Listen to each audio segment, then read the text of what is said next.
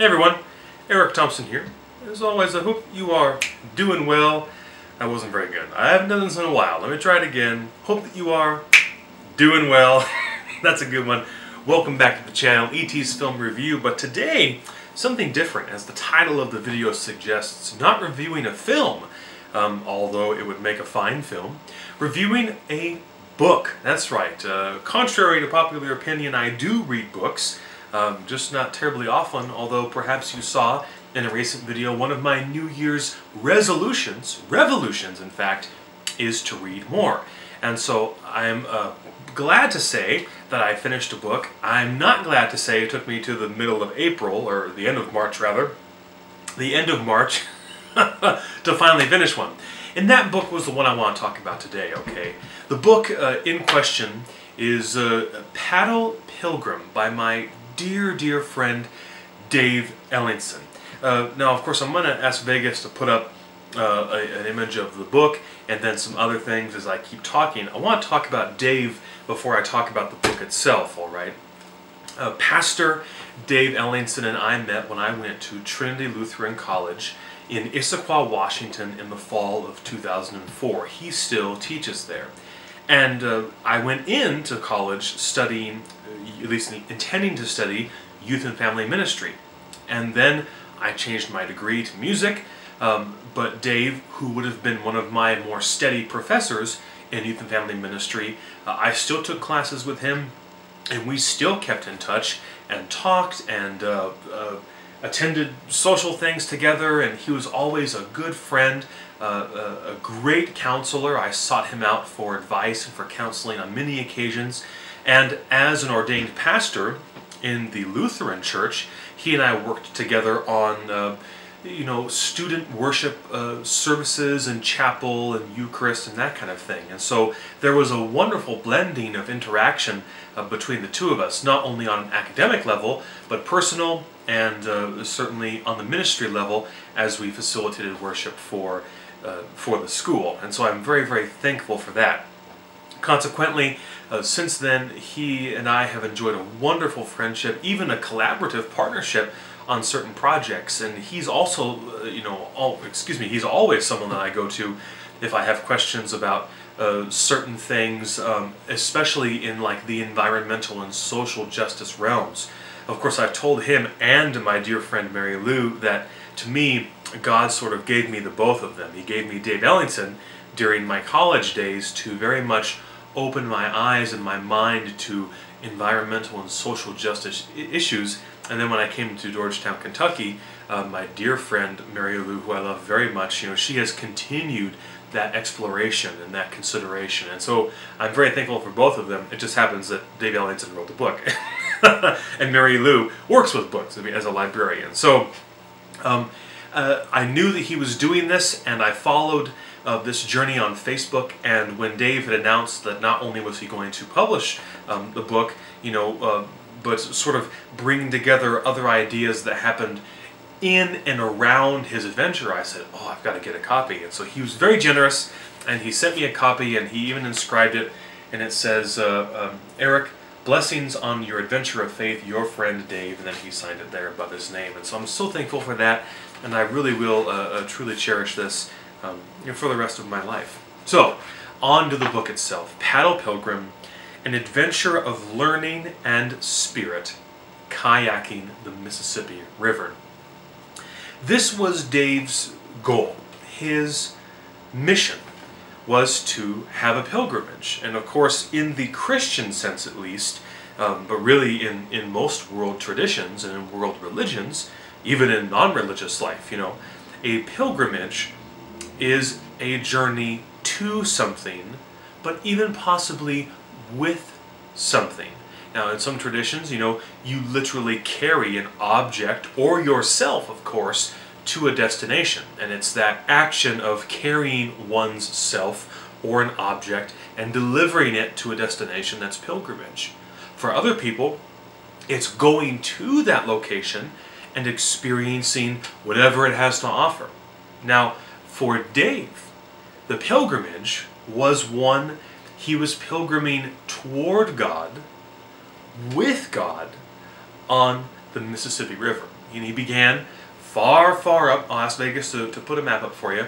Far, far in the northern expanses of Minnesota at the headwaters, and kayaked the length of that grand, great body of water all the way down nearly to the Gulf of Mexico.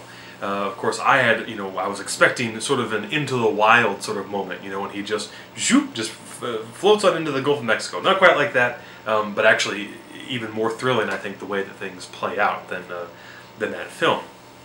And so the book simply is that. Now, a couple considerations that are important if you do choose to read this book. And here I would like to offer really my only criticism of the text. I think it's fair to offer one. In that, let me compare it to the great Mere Christianity. Those who read Mere Christianity now struggle with some of the holes in C.S. Lewis's logic. This, of course, because Mere Christianity was initially offered as a series of radio broadcasts. And indeed, it's possible that Lewis never had intended for these talks, these lectures, to appear back to back to back, especially in a book format. And so that's why there's some, struggle, with the logic, saying, well, he said this here, but he said this here. I don't see the connection. It was never meant to be connected, He made these is to be standalone, standalone reflections and considerations.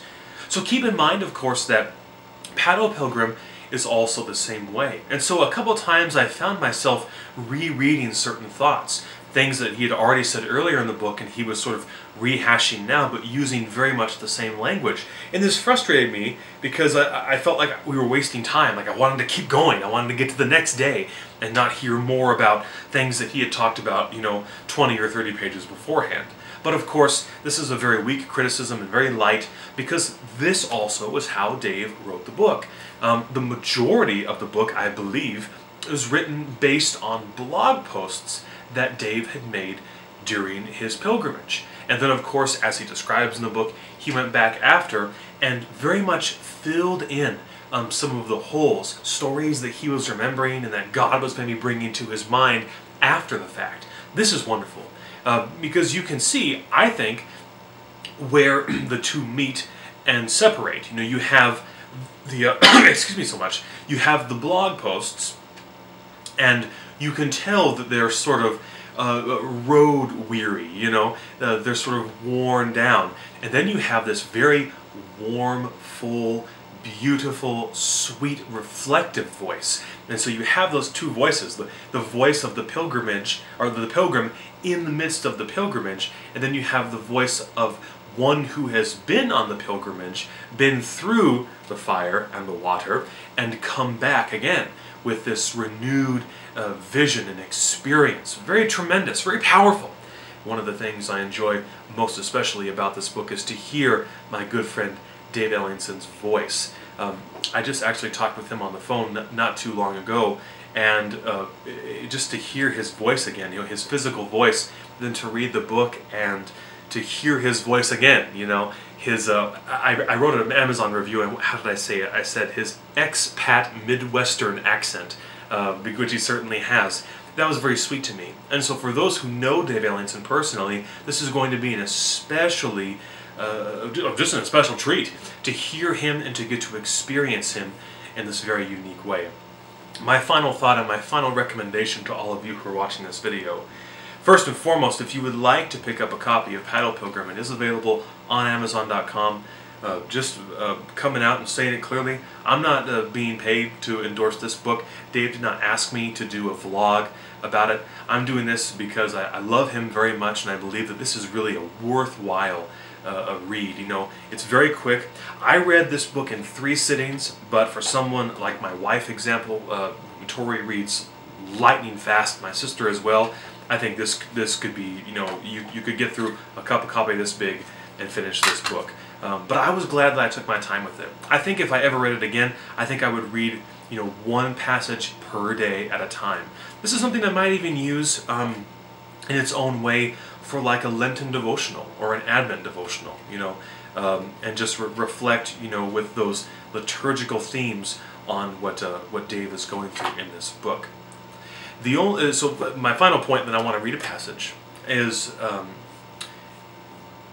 there were moments in which I felt like, oh, I could definitely do this. I could definitely kayak down the Mississippi, and I imagined myself maybe in a canoe, which would not have worked well in some of these situations, but I imagined myself there paddling along with Dave. And this is the level of intimacy he affords us in this book. We're there paddling along with him. It's incredible how open he is with us to not only his fears, but his hope of what God will do and is teaching him on this pilgrimage. And so if you're looking for something like that in your life, if you're looking to go on a real adventure, a true adventure with a person of faith, I cannot recommend Paddle Pilgrim to you any more than I already have. I'd like to read a brief passage, and I think probably one of Dave's favorite passages, and then I'll leave it up to you whether or not you pick up this wonderful book. And this is Dave's letter to the river. He reads, "Dear Miss, I hope that you are not offended by my familiar or even intimate form of address, but after nearly a month together, I feel we have grown quite close. Each day as I begin my paddle, you greet me, and I discover something new about your personality. While I am only a beginner, you have been greeting others for thousands of years. You have become my teacher, and I have learned many lessons. Some I have welcomed, others have been hard and painful. You have taught me of the rich diversity of your path from marshes to pine forests, across large lakes, through farmland, along majestic bluffs, through maze-like bayous, by small towns, suburbs, and cities, over winged dams, and through locks and dams. I have studied with eagles, trumpeter swans, geese, ducks, deer, otter, beaver, pelican, and yes, mosquito. I have been humbled by your twists and turns, eddies, sweepers, and whirlpools, and exhilarated by your rapids, tailwinds, and strong flow after a rain. My sore hands, aching back, stiff knees, flagging frame, and frequently struggling spirit all remind me of my limits, my age, and my mortality. But that is good, because you teach with a clarity and truth that I need to hear and embrace. And while I may curse you with some regularity, I praise you for the wisdom you invite me into each morning as I set out from your shores. Roll on, mighty waters, your humble Paddle Pilgrim." And so, friends, that's a quick excerpt from Paddle Pilgrim by David Ellington, my dear friend, my brother in Christ, whom I love dearly, and it is with his blessing and with my own that I recommend this book to you. Thanks. As always, I hope that you are all doing very well indeed. Like and subscribe if you care to. I can't promise more book reviews, more content coming your way soon, of course. Thanks, friends. Bye.